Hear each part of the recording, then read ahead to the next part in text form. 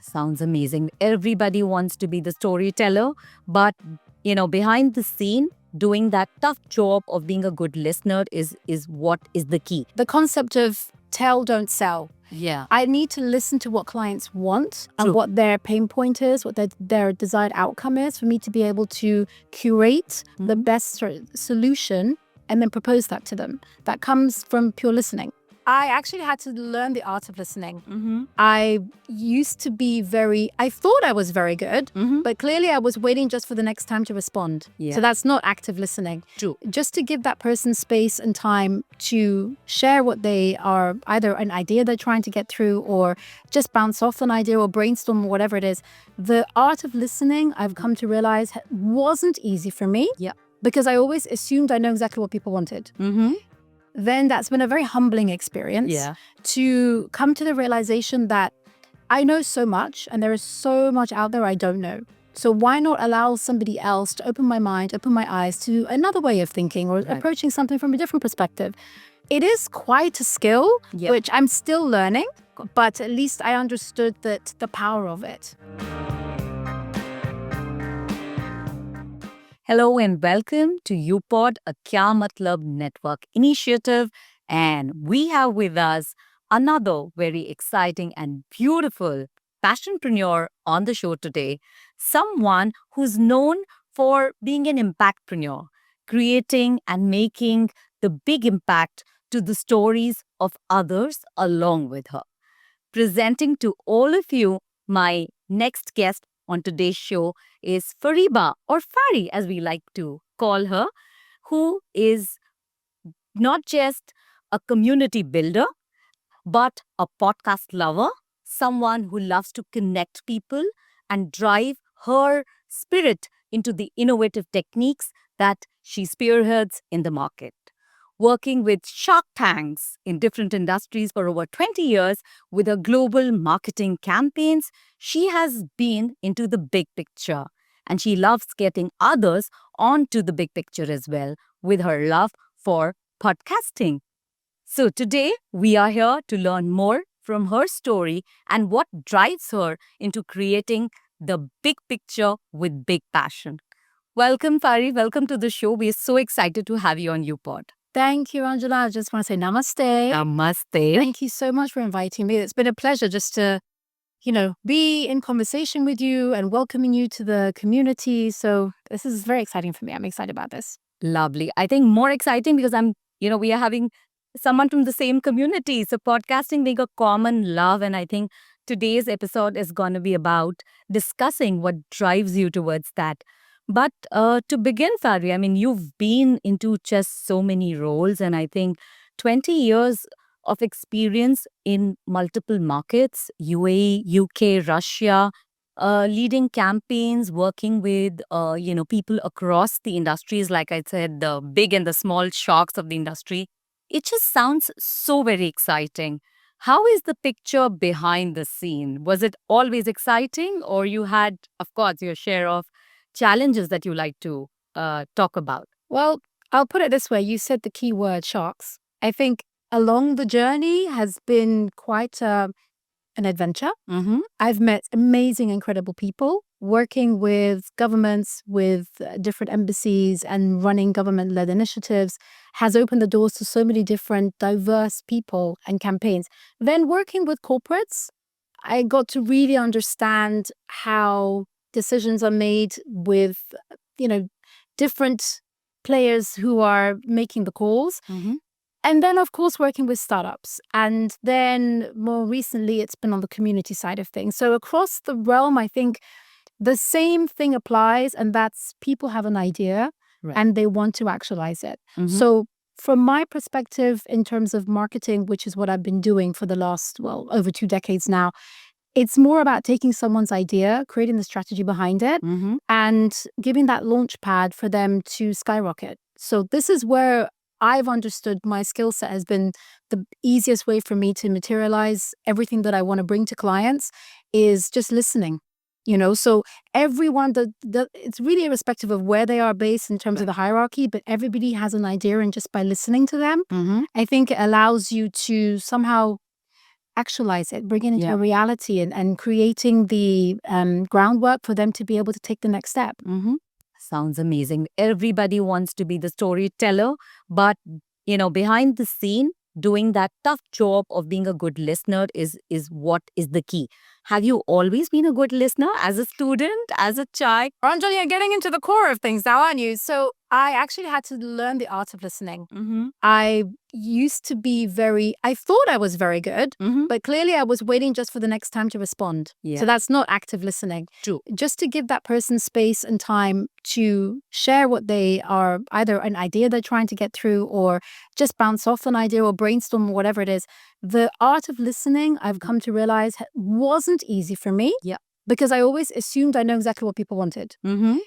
Then that's been a very humbling experience to come to the realization that I know so much and there is so much out there I don't know. So why not allow somebody else to open my mind, open my eyes to another way of thinking, or approaching something from a different perspective. So listening in itself has been most important for me to learn in terms of, let's say, the concept of tell, don't sell. I need to listen to what clients want and what their pain point is, what their desired outcome is, for me to be able to curate the best solution and then propose that to them. That comes from pure listening. So if I just say I have these services and how can I make them buy my services, they're not going to be, that rapport building is important. That comes through listening. The element of understanding what their needs are comes through listening. So it is quite a skill, which I'm still learning, but at least I understood that the power of it. It's as important as speaking, public speaking in itself. It wasn't one thing that I learned. Well, it wasn't something I enjoyed doing to begin with, but I learned how to do it. So same thing, speaking, listening is just core basic skills, which will help us so much better in terms of creating what we want to do. Of course, as content creators or creating strategies, I think that is the foundation to be able to deliver the best.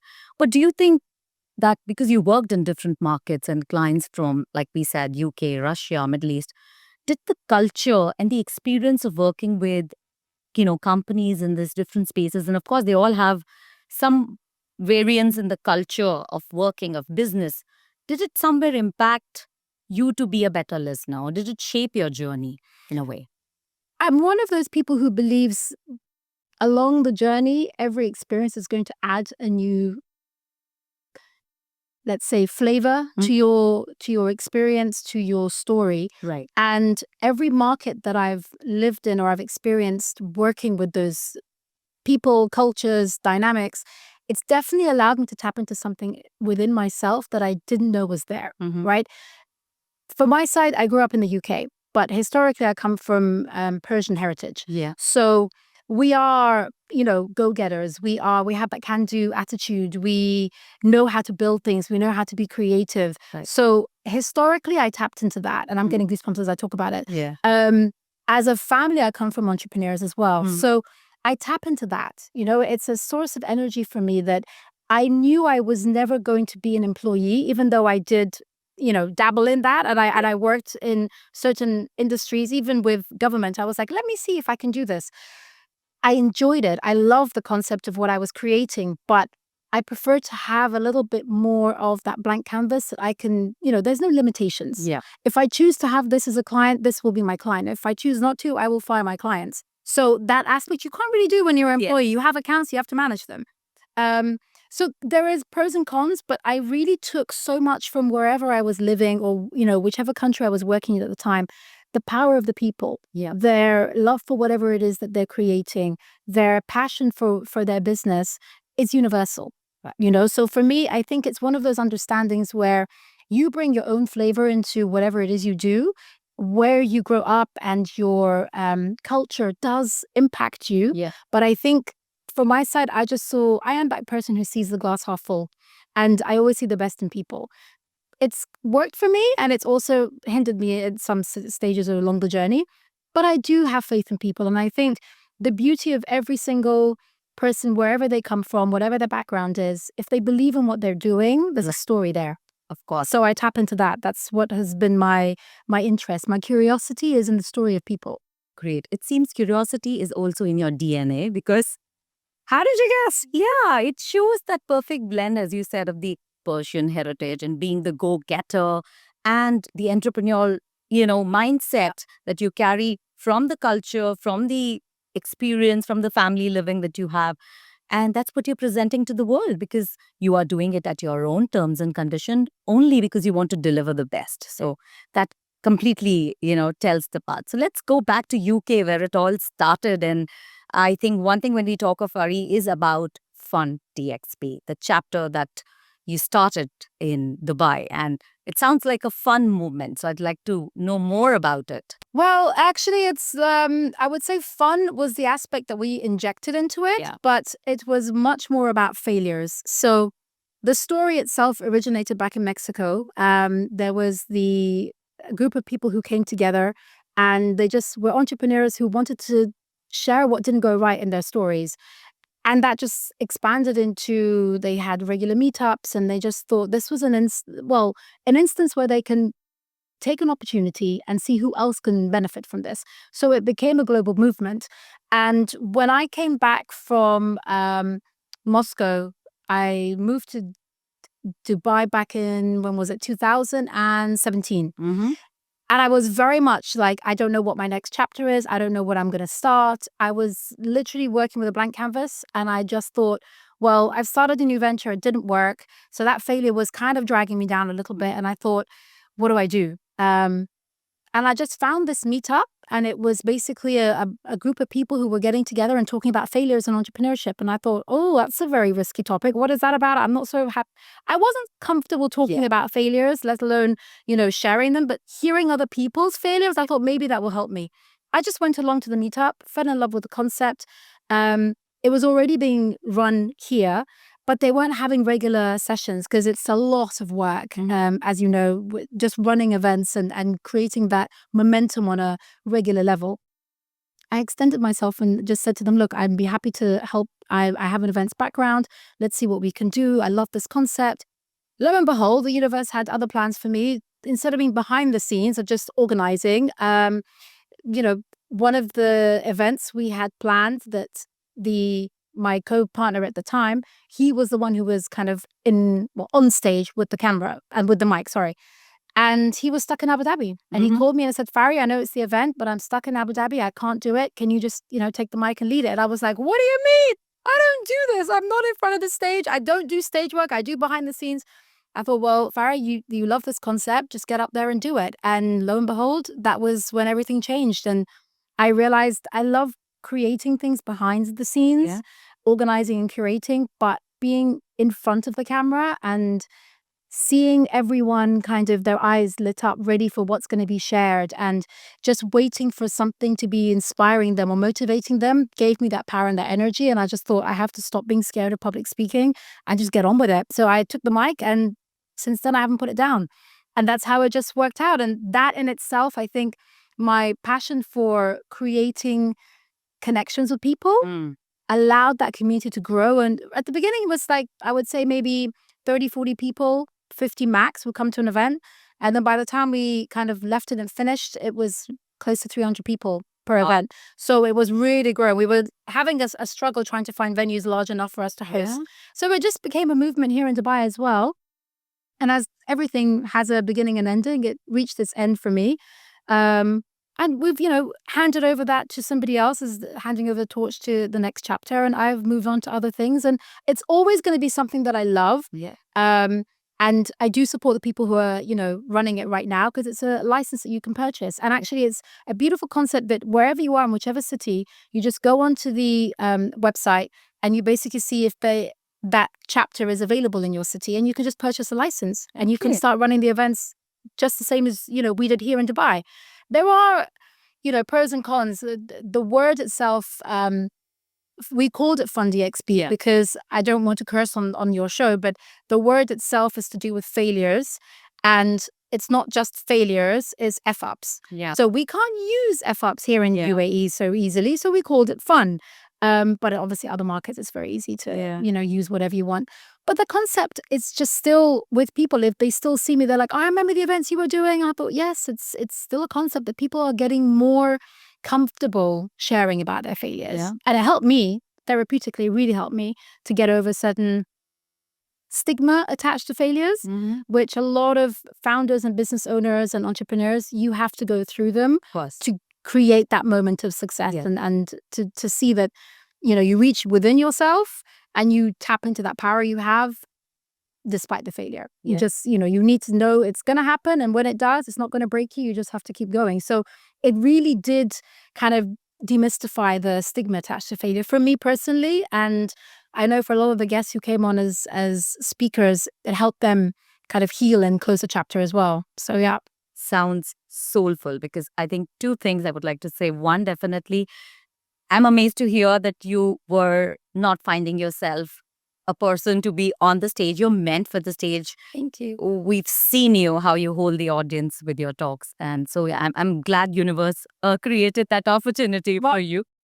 Also, I believe being an entrepreneur myself, failures are something which are more important than success. It drives your way towards a success. And rightly said, we all have that stigma of not talking about our failures, not being able to accept it. And I was dealing with it myself 2 years back. In COVID, I had to end up something and come here to Dubai. And it wasn't easy. And hearing from you that people coming together and sharing with each other, I can just imagine that how much difficult it is to do. And how did you manage it, being like, steering that initiative, being like the host or the face, and making sure that people learn from each other's examples? How was it? I'm sure there were touchy moments. And yeah, we did have very tough topics that were mentioned. A lot of issues with regards to handling mental health. And, it does take a toll in terms of your self-motivation. Because as you know, being an entrepreneur or a business owner or a founder, you will have days where you just question yourself, why am I doing this? It's not making sense to me anymore. And you do go through those periods. I've been there myself, and you have to reach deep down. And entrepreneurship is not for everyone. of course, I don't think that it's something you need to force yourself into. But if you do make that decision, then there is a resource out there. There are support networks out there. And I think that's what really inspired me to kind of still give it more of my focus and attention, because I do know how lonely it could feel, especially when I was a solopreneur. I was the, accountant, the sales, marketing, the assistant, the everything. I was doing everything. And it wasn't easy. Yeah. But when you do have that support network, whether it's a community or whether it's family at home, or you have that like-minded network of people, you don't feel so alone. Right. And you feel like there is something that you can reach out to and say, guys, I don't know how to get out of this situation. People need to feel that you can reach out and just ask for help. And I think that's been a big learning for me, that there's nothing wrong with showing your vulnerability, men and women. I think that takes a lot of courage in that regard. And when things aren't going so easy, to try to open up about it. And people have gone through the same situations, and some have made it. Some have said, you know what, it's not for me, put my hands up.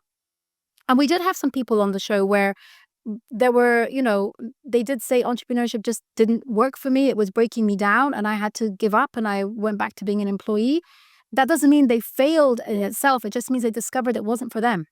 So I think there was a massive distinction between people realizing you call yourself a failure, or it was a failed attempt, or it didn't work out for you, right?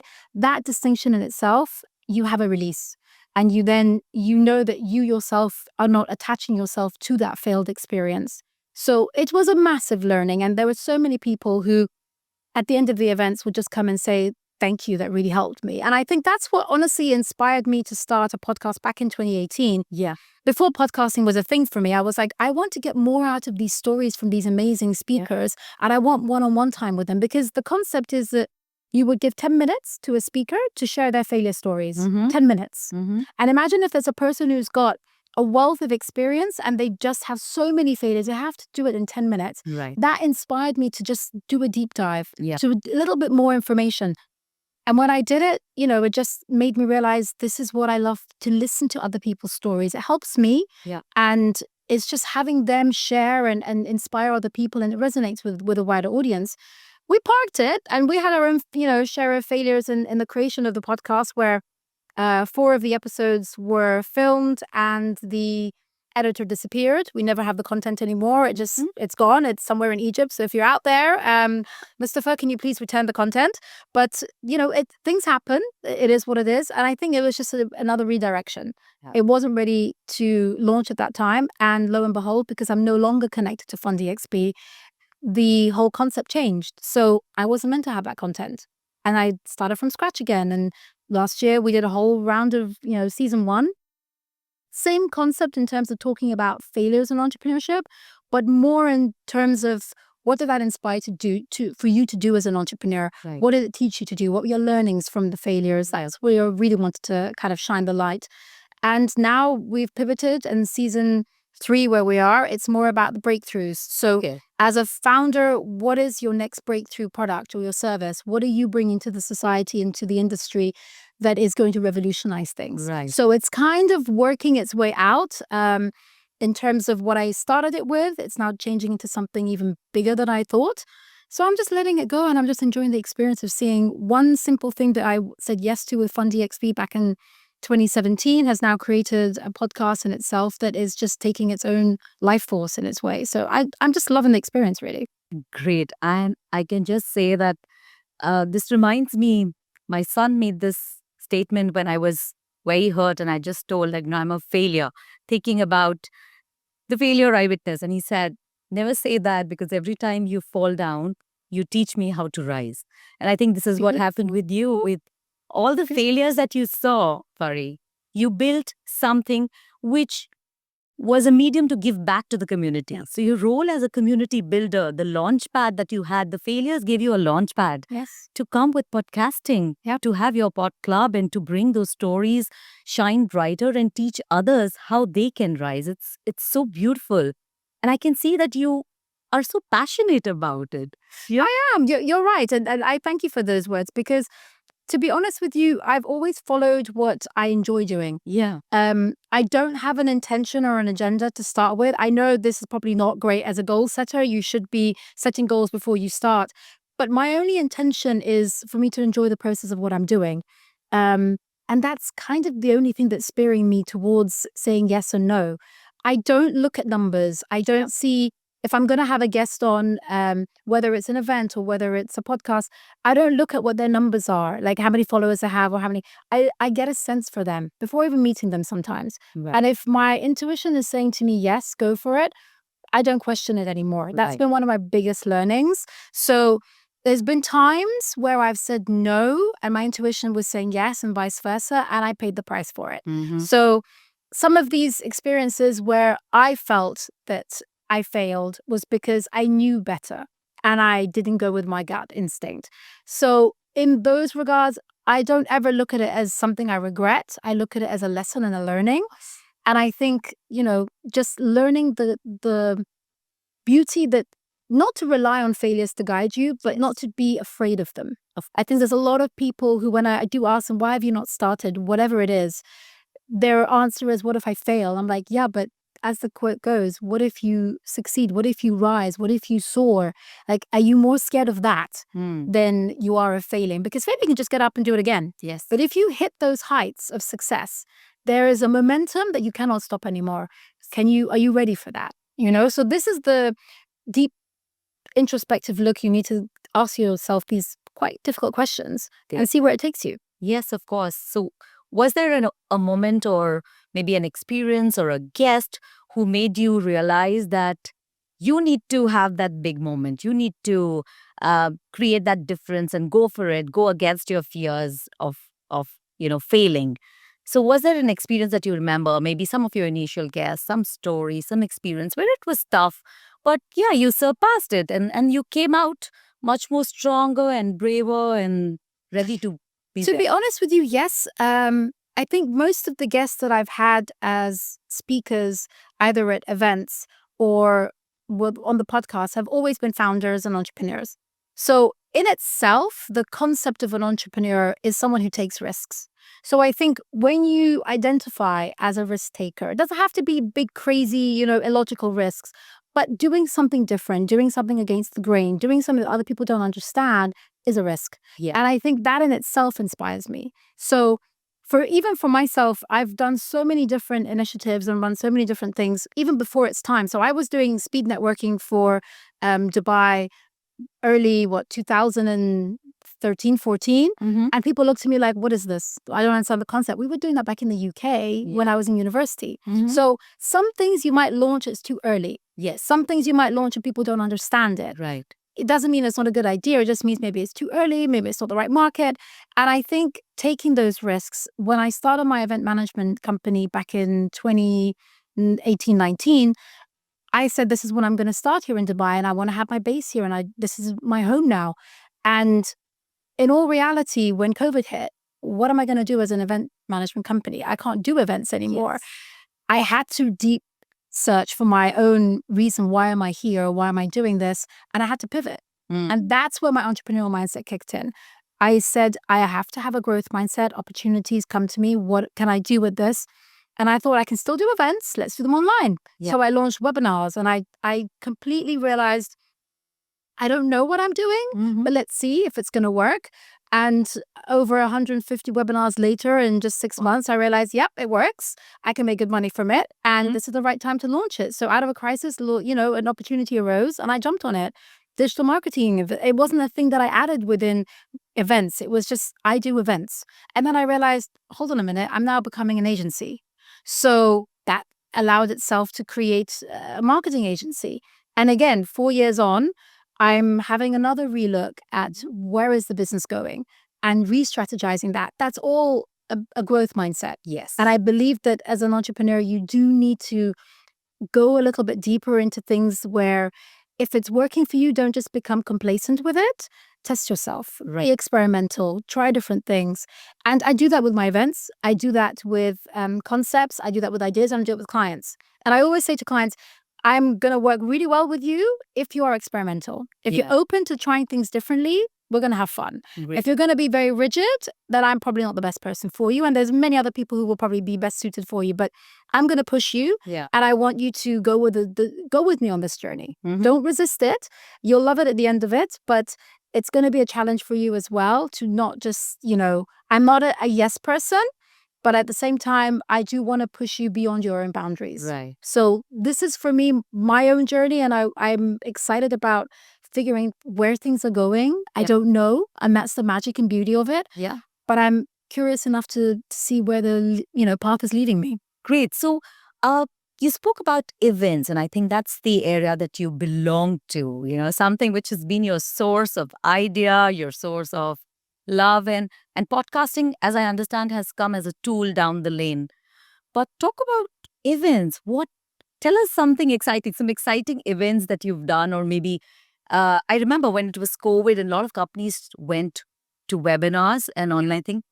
People had to train employees how to get onto a webinar, how to put their passwords. Any interesting experiences down the memory lane? I think this could be a podcast session on its own. Let's say all the things that went wrong, the bloopers that happened. As with everything, if you're going to try something new, you're going to have that buffer to say it's not going to go perfectly well in the first few times. So don't go hard on yourself. Just learn. Yeah. And we learned a lot. We had a lot of technical issues. We had situations where, obviously, when you're doing something as an in-person event, the vibe, the energy, the people, you have a lot more engagement, and it's easy to manage an audience. Well, for me, it's easy to manage an audience. But online, people have to raise their hand. They have to wait until they speak. They're all on mute. Engagement is not so easy to foster. However, again, with everything, there is a path where you can figure out what's going to work, what's not. I think people were just hungry. We were all in lockdown. Globally, we were trying to figure out how we could still stay connected. Yeah. And I think webinars and reaching out to people, continuing that mode of communication really worked. So ultimately, yes, we had some teething issues in terms of engagement and interaction from an audience. However, the main point was the messages from the people who were the speakers. So I did a lot of different ones within corporates as well. There were not so much panel discussions, but it was more like, let's say, a question and answer session or a presentation in terms of, this is our new product, what we have to launch. We could then do it as a product launch event, but we could do it as a webinar. So features and benefits, how we can get creative with sharing those things. It was a big learning curve. And I took a lot of what I learned from the webinar experience into opening our minds and figuring out how can we get creative? Like, what can we do in events where it's pushing the boundaries a bit? So I'm just so happy that here we've got resources available to us where we're able to do so many amazing, beautiful things. And brands come out here and they want to make a big splash. They want to create hype. They want to go big. And I've done drone shows here. I've done 3-day symposiums where, you brought amazing celebrities who've come out and they're all about sharing information and, connecting with people. And the whole concept of why I love Dubai, and it's become my home for the last 16 years. It's just an amazing birthplace where you have an idea. Yes. No one says no. You can make it happen. You believe in it. Yes. You can make it happen. Totally. So that concept has really allowed me to get creative. And whenever I work with any client, if they say to me, can you do this? I'm like, I haven't, but doesn't mean I can't. Yes. So let's see what we can do with it. And I surprise myself sometimes where I'm just like, wow, that actually was not as hard as I thought it was. There have been, of course, times where I just thought, I don't know how we're going to make it work. And this is just too difficult to do. And we do have to, just get stuck in and know that it's going to work in the end. And not to get too bogged down with, if it did work out perfectly, I don't believe in perfection. I believe that you give it your best. Right. And there is something that you're going to benefit from this in the end. If the client is happy, which is my main intention, then I know that there is a domino effect. So I've only ever worked with referrals and I don't do any advertising in terms of what I have in my service, in my business. So, word of mouth. If I'm passionate about what I'm doing and I put everything into it and I make sure my team are the same, then clients are happy. And when you have a happy client, that's the best advertising you can get, right? Of course. So it kind of has worked for me. And I pride myself on that I make sure that I do the best I can do and the client is always happy. Therefore, it's a win-win for me. Yeah, and it seems it's a open playground for you as you're ready for every new place. So is there a dream event that you're waiting for, a dream opportunity that you want to do? You're getting into the core of what I want. So there is a few things that I have in my wish list and it requires the right people to come into play. But there is something that I would love to do and it's more of a festival kind of vibe with motivation, with music and so many different aspects and for it to be a global roadshow. Okay. So something like that. My crazy ideas are not small, they go big. So it's something that if the platform should come up and the opportunity should come up, I'm ready. It's all there. The whole framework is in my mind. So little ideas have popped up here and there and people have executed on it. But the way that I have this roadshow of a world tour and just travel and really inspire it and motivate people to take action and to create a difference, to do something in terms of not just inspire someone for a minute and then they leave and they go back to their regular life. It's more about how can we create that pay it forward concept. Right. So from that event, you leave and you do something that's going to create impact in so many other people's lives. That social impact and that concept of creating a positive impact is something that thrives me. So let's see. I don't know. I have no idea when, how, if it will work, but watch the space. Yeah, you never know. The universe is maybe having your listener Maybe. right here listening to what you want to be, the kind of impactpreneur, that you want to be to change and bring that change. You never know. The next season could be more about that dream event coming true. There you go. Right here on Upodd, listeners. You better hear first. Great. So, Fari, I know as women, and of course, we don't want to be biased. We know the men of the world are amazing. And with their support, we reach and do bigger things. But it's tough. A woman's role in the society, at home, with work, as an entrepreneur, for you to be empowered and empower others. Other women that you see around you who probably lack that motivation. How have you been a guide, a mentor, or that, that soul that they're searching for, and help them understand that, behind every failure, there's a bigger success waiting. So how do you do that, or things that you could share with us? Because I'm sure that's a part of your story, and I would love to touch upon that. Yeah, I mean, I think you said it beautifully, that behind every failure is a success story waiting to happen. And I think, again, going back to what we said at the beginning, the art of listening really helped me. There have been so many events where I've organized things for clients and I've just sat in the back and just observed what's going on. And it took a lot for me to take a moment just to realize this event I've been working on as a project manager, as a curator for months sometimes. And on the day of the event, I get so swept up in having, things done and managing the team and whatnot. I forgot to take the moment just to be grateful. And that moment of gratitude, I've taken it to inspire me that wherever I am and whatever I'm doing, if there is somebody who is unsure, they're confused, there is doubt, that moment where you just express to them, look, there are things that you should be grateful for right now. Yeah. Remember those.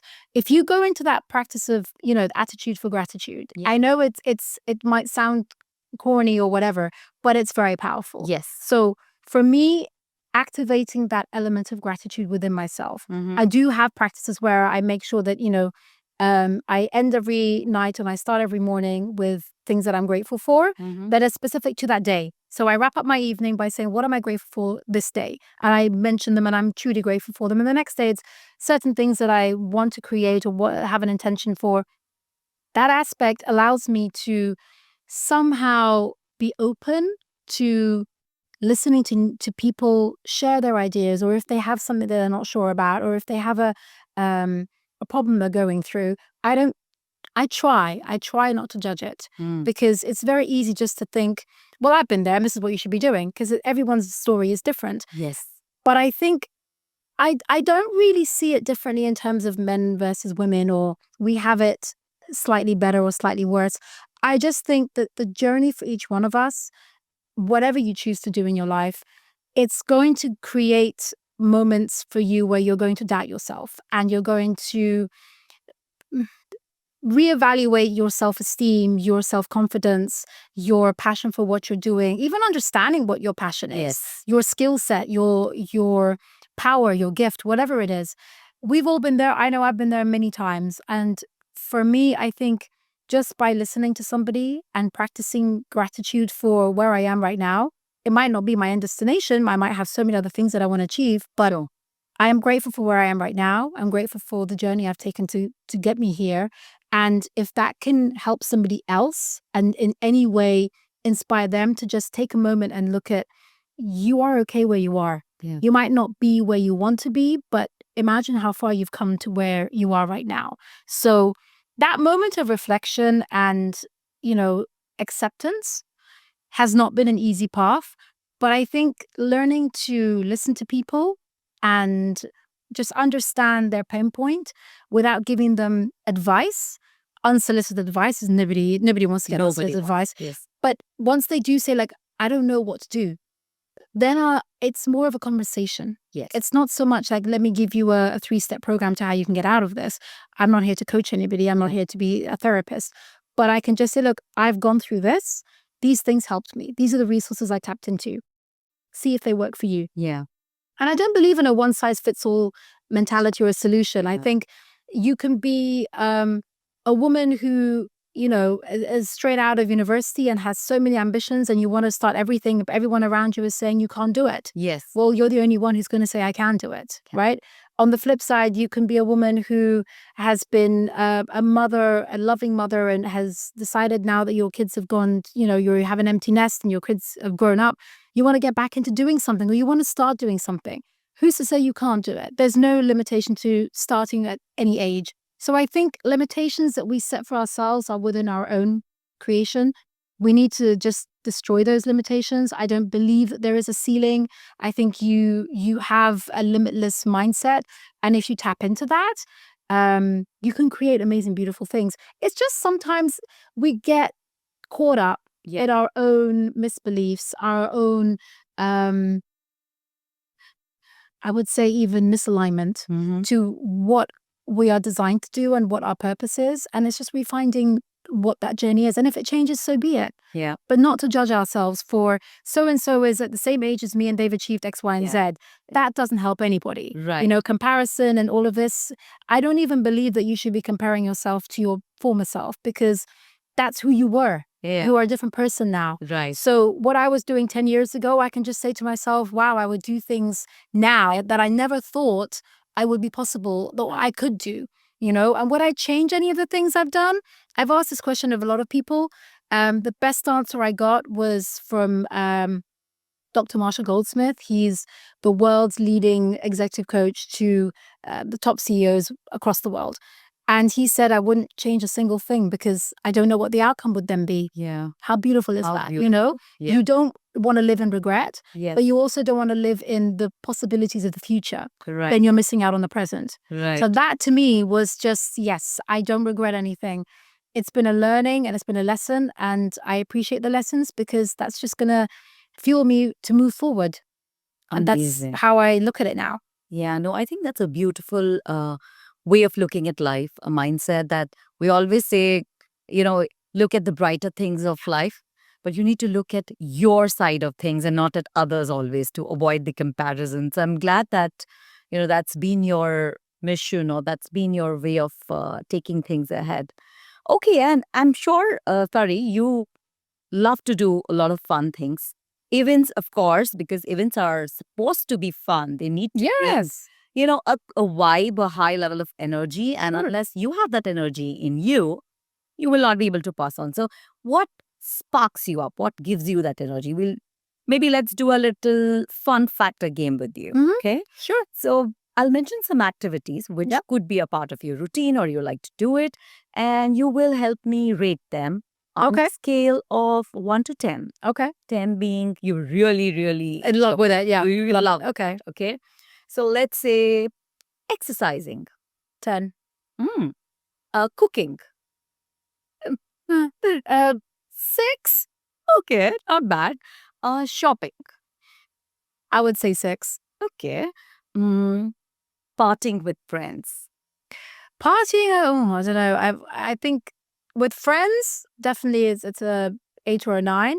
By partying, life is very different to what it used to be now. It's more like chilling, relaxing, having some music and just having conversations, but with a nice, relaxed environment. Okay. So I would say maybe sort of 8 or 9.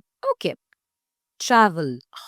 10. Oh, wow. 10, 10, 10, 10, 10. I was expecting that. 10, 100%. Meditation. Yes. So understanding how to meditate was probably like a 3 or 4. But now I would definitely say it's high for me. It's more like a 8. I love doing meditations. Yeah. Okay. Cleaning up your chaos or the clutter in the cupboard. I have OCD, so that would be like a 9 and 10 for me. I know. Don't judge me. Same pinch. But yes. Same pinch is all I can say.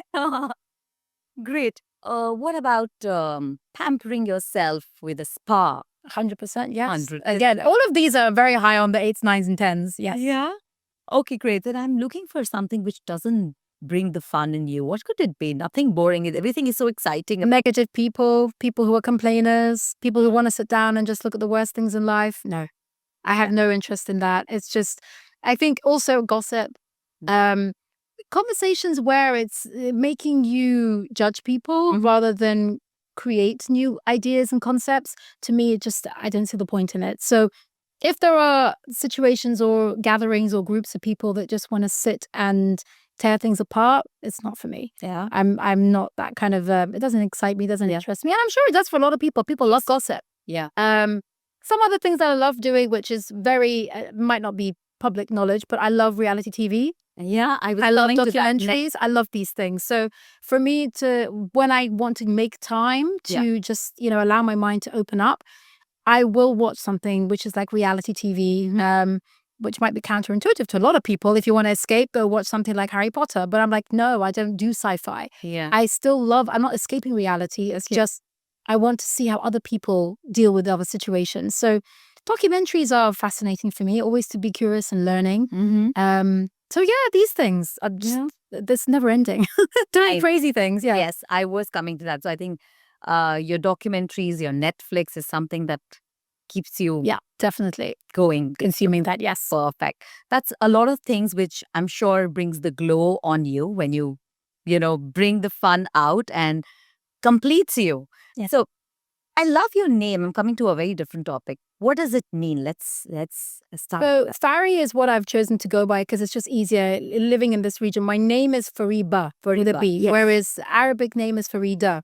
So Okay. people used to say, oh my goodness, I'm so sorry I called you Farida. And I just didn't want people to be thinking like, well, I'm upset. I'm not. So I just shortened it Fari. There's no B or D. Yeah. Call it what you want.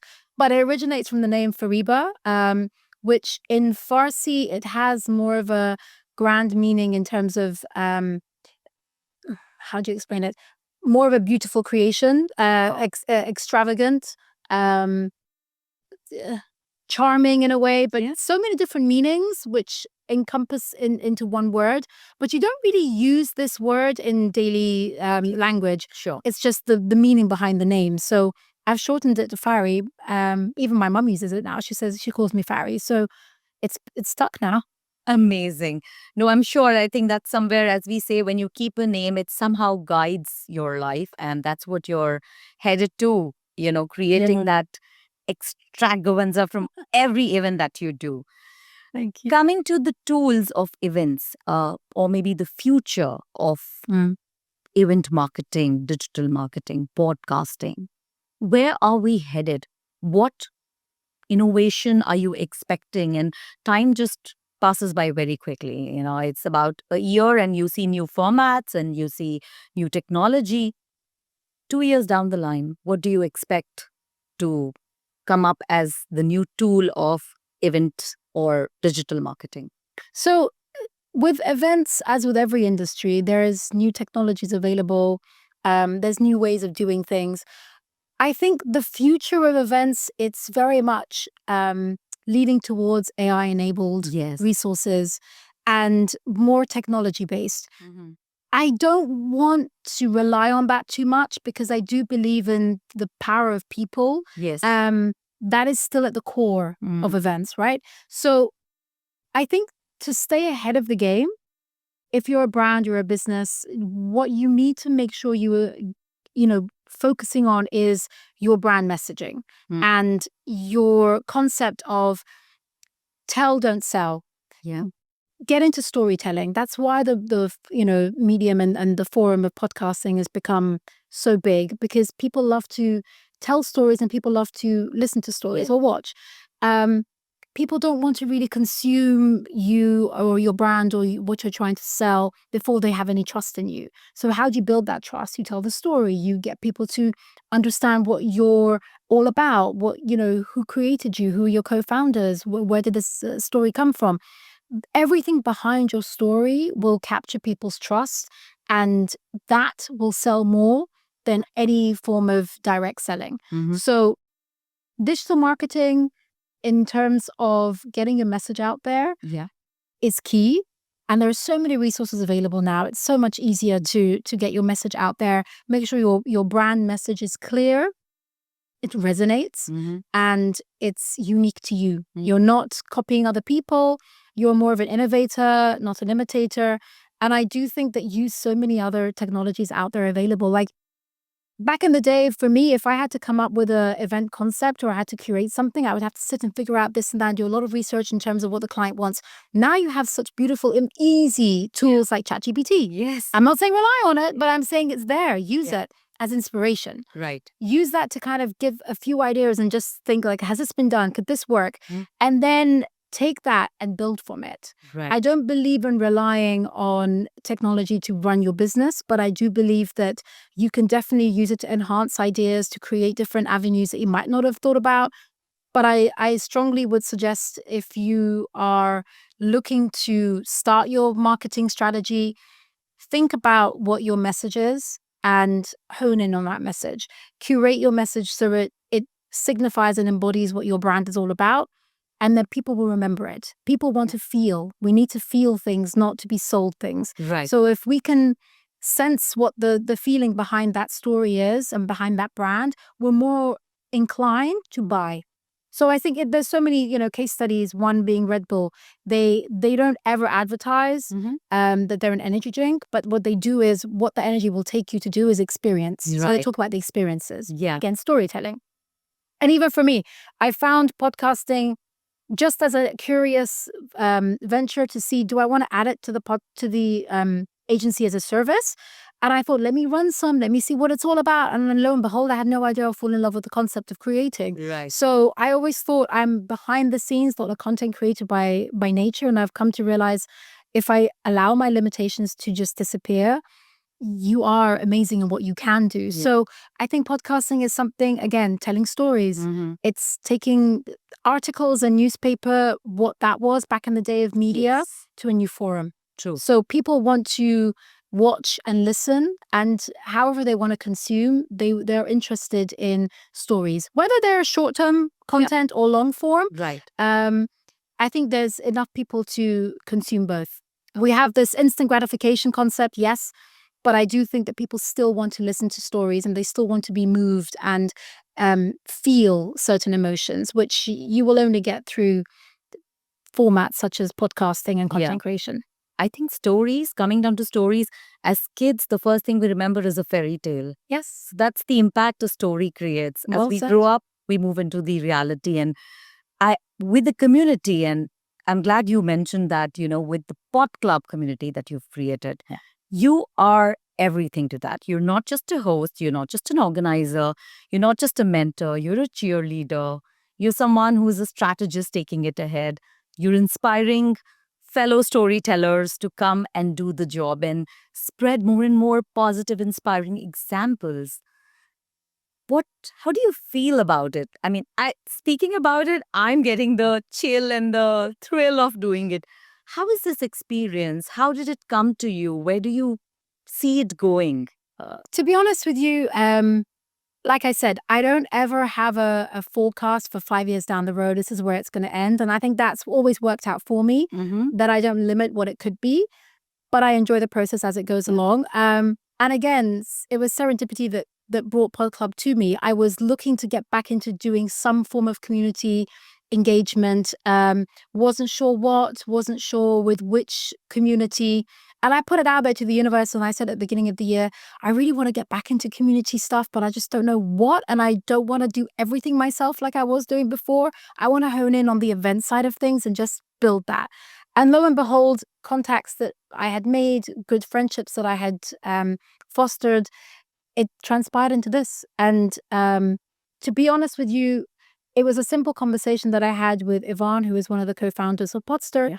And he said, Fari, I believe in community and I love what you were doing with FUNDXB.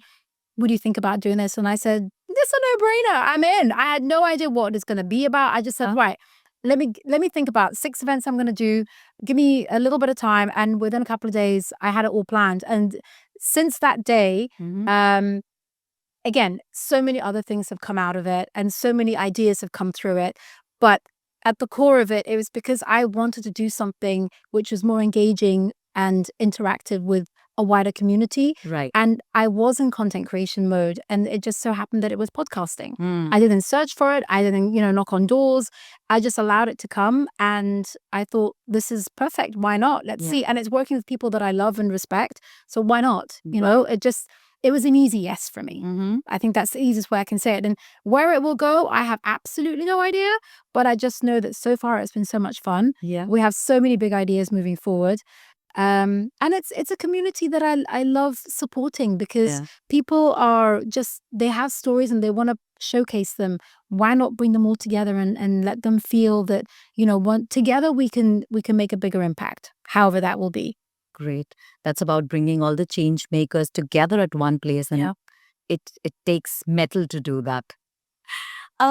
Let's talk of some ideas. I'm sure with the Podclub, you come across different people who are maybe aspiring to be, do podcasting and become podcasters. And some of them might have come to you with very quirky or very funny or very really out of the box ideas.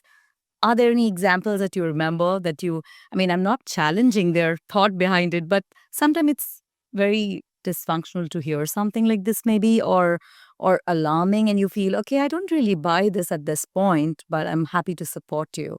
I mean, to be honest with you, that's been one of my things where when someone suggests an idea, initially I would just be like, oh my God, that sounds crazy. And I could see their reaction was, that's not the reaction I was hoping for. So I've tamed myself in terms of my responses. Okay. I now listen without judging too quickly. It's a learning in progress. Yeah. But I have heard some rather unique ideas. And I just asked them the question, so how many episodes can you do on that topic? Okay. And if you really can stretch this to be an actual podcast, then go for it. But if you think that it's only going to live for maybe 3-4 episodes and after that you're going to struggle, maybe you want to just kind of fine tune it a bit. And I only got to that because I had the same question put to me. When I thought to myself, you know what, I'm just going to do this about failures. That's why I only was able to do one season. And then season 2, I realized, okay, the people are different. The stories are different. But ultimately, the learnings are the same. So how much more can I extract from this? For me, it's a huge topic, failures and founders. But I've got to acknowledge and respect the fact that it's kind of run its course. So how can I modify this? Where can I take this? You have to do those questioning. So if I ask those hard questions to somebody else, it's because I've done it to myself. Yeah. So I do say to myself, okay, if I'm going to stick to this topic, how many more episodes can I pull out of this? Okay. If it's going to be another 10, 20, 30, 50, let's go. And if not, then I have to modify and I have to see, does this resonate with me? Am I aligned to this? Let's keep going. And that's how I've changed from FUNDXB, which stood for Failures and Beyond in Dubai, has now become Founders and Breakthroughs in Dubai. I had to go through that rebranding in a way, but it's rebranding internally. Right. My story was different. I wanted to bring on people who was sharing a different story. And I wanted to just hone in on a different element within founders. Yeah. So I've heard, I don't want to call them crazy or kooky ideas, but they have definitely been like eye-opening. Yeah. And I just asked them, how long can you run this? Okay. Because if you're looking at it as I'm just going to do 5 episodes and I'm going to call it a day, I mean, then look at why. Yes. What's the intention behind it? Right. If you want to make it the long haul, then have a little bit more time into it. And don't, niche down too early. Maybe you want to just experiment and see where it goes. Yeah. But I've learned to not shut down ideas so quickly because I don't like it when I have a crazy idea and then someone's like, that's not going to work. I'm like, watch me. Is there a new segment that you want to target? I mean, you work with entrepreneurs, change makers, people who have experimented, tested, and have stories. How about students? Do you think podcasting is a tool that should be there into education, especially with the future, which are the preteens, the teens? I mean, so many incubators are now reaching to universities, asking them for ideas. Yep. Shouldn't podcasting be a path that should also lead their way? And is there something you want to do about it? Well, to be honest with you, with FUNDXB, we did a university roadshow. Okay. And we actually went to 20 universities within 20 days. We took the event out of our regular home and we went to the universities. Eye-opening experience for me, completely. Working with students as an audience. Yeah. Oh my God, they are so brutal. I mean, listening to people share their stories is one thing, but getting zero reaction from students who later on will come and say, oh my God, that was really interesting. I'm like, where is the emotion in their face? I'm reading the audience because I get vibes from the audience. Yes. So if they're in it, then it just fuels me to go. With a student audience, if they really don't like it, they'll let you know. And if they haven't really hit any aha moment, you won't get any reaction out of them. So as a concept, I came to realize so intelligent, super smart, very ambitious. University students and just even before that, teens, they're hungry. Yes. They are the next generation of change makers. Right. So I just look at from when I was in university and the ideas I would come up with when I said to my parents, I want to be a lawyer and I want to be this. And they're like, yeah, okay, go do whatever you want to do. And anything else you want to think about, fine. But have a degree and come out of university and then figure it out. Yeah. Right now, there are students who are coming out of school thinking, I don't need university. I want to do something which has nothing to do with further education. Right. And I just want to get out there and I want to launch. it's great. And I understand the pain points of parents, but I think in this happy medium of letting children be inspired to take positive action, don't kill that. But at the same time, we need to be able to foster that sense of make sure you have a roadmap. And it's difficult to do that with students because it's very early for them. I remember when I was doing my A-levels, I'm just showing my age now from back in those days, but I had to figure out what I want to do in university at such a young age. And I just went for business because I was like, well, my father, my uncle, my grandfather, everybody were businessmen. So I'm just going to do business and my parents will be happy. I get a degree and then I can go do whatever I want to do. Yeah. I had no idea what I wanted to do. But people like who have to search for what they have to do at such a young age, it's a lot of pressure. Yes. If I remember, if I wanted to actually really excel, I would say for kids to learn more about EQ and focus more on that. Get to know more about your skill set. Yeah. Get to understand what you love to do. If content is something you love to create, then experiment. Right. Don't make it your entire, career path. Get a camera and start doing it. Get a phone and start creating content and see if it's something you're going to be committed to. Podcasting, I think, is something which, again, it's storytelling, it's creation.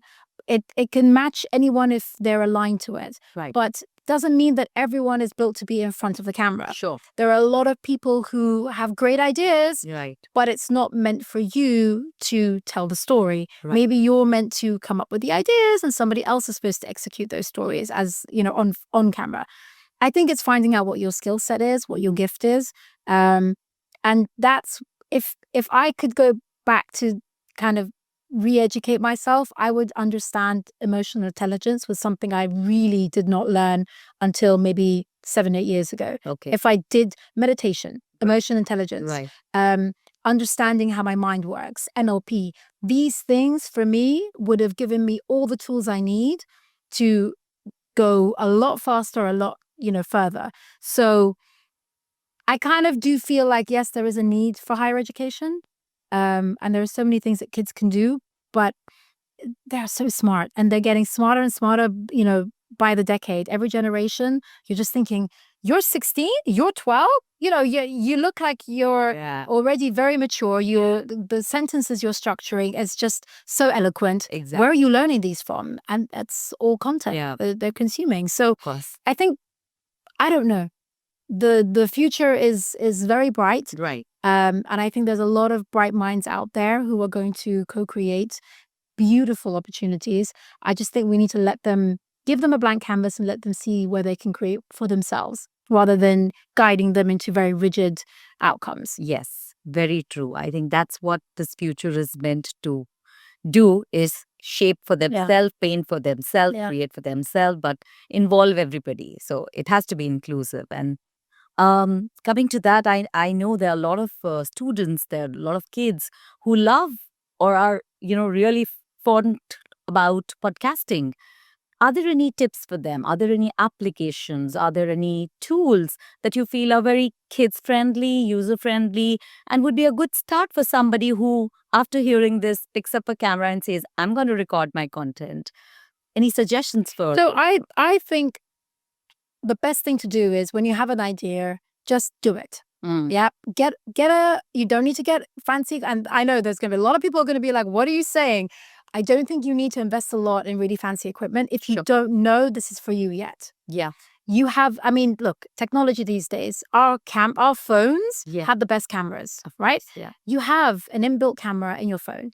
Put it in front of you. If you need to put a tripod, get a tripod together. Everything, just, I would say, remove the excuses of why you cannot do it. You don't need to spend anything.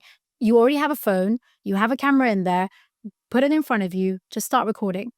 Get into the concept of ideation, of pressing record and being comfortable in front of the camera. Right. That process, I think, is going to allow a lot of people to understand whether they're happy, comfortable, and ready to do this.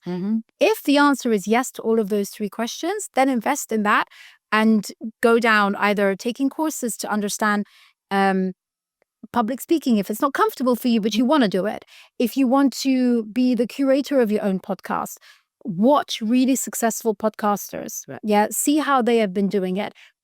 See if podcasting is a platform for you that you're interested in. For me, I love watching podcasts. I'm a watcher. I'm not a big fan of audio. I mean, I do listen. Sometimes I just play it in my car as I'm driving or in traffic. So I'm a listener, but I consume on YouTube most. And I love podcasts. So for me, it's an easy platform. It's an easy plug and play. If you're not someone who likes listening to podcasts, but you want to create, maybe podcast is not your forum until you figure it out. Maybe just creating content, and it could be in the form of short-term content. You don't know until you try. Right. So I think the best resource is yourself. Right. Use what you have. Okay. You do not need to spend a single penny, dime, dirham, rupee, whatever it is. Don't make any excuses. You have everything at your fingertips. If you don't feel comfortable in front of a camera, you have a voice recorder on your phone. Record it. Yep. Put it out there. Test it. You don't have to be great at marketing. You don't have to be great at design. There are so many different resources. Once you've recorded it and you want to edit, there are various different tools you can use that are free as well. You still don't have to pay. Yeah. So there is a couple that even I use myself, and one is CapCut. Okay. You have already resources on your phone as well. You don't have to purchase any software. So you can just play around with editing. They have so many different features on that you can create really incredible videos or reels, if you like, and just put it out there. Then put it out and see what is the feedback. And don't be discouraged if nobody even watches. It's not something that you need to focus so much on, but just see like which part of this process is easy for you and you enjoy doing. Do you enjoy the creation of it? Do you enjoy the filming? Do you enjoy the editing? Do you enjoy the publishing? Then, of course, you have to promote it. So the promotion side of things, what's your thumbnail going to look like? Right. What's your artwork going to look like? There are other resources available like Canva. It's another free platform. Right. And there are so many templates available. At the same time, if you're not good at the creation of the questions, if you're going to be doing that, if it's a solo podcast, you just speak to camera. If you're going to be interviewing somebody, you have to get very good questions on board. Right. How are you going to get that? You have ChatGPT as one aspect. So many different resources available, but my number one advice would always be do not find excuses. And if excuses show up, shoo them away. Yeah. Find a way of getting it done. You can find anything without having to pay for it. So you just have to do a little bit more research. Right. And there are resources available to you to try everything you need to get done. Lovely. That's a valuable suggestion to all the young podcasters.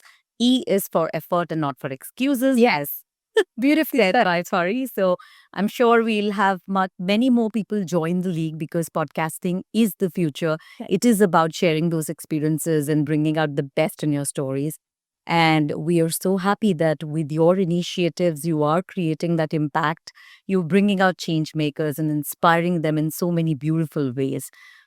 Is there a message out there that you'd like to give, Fari, to your viewers, to your fans, to people who want to follow you, to people who want to follow podcasting? Something that they should, maybe a failure that you're really proud of that you'd like to share with us. Yeah, I mean, I think it's just more discover yourself is the purpose of life, I think. And to do that, I know that might sound very big and heavy, but I just have one realization that I want to share, and that is whatever your gut is telling you to do or not do, listen to it.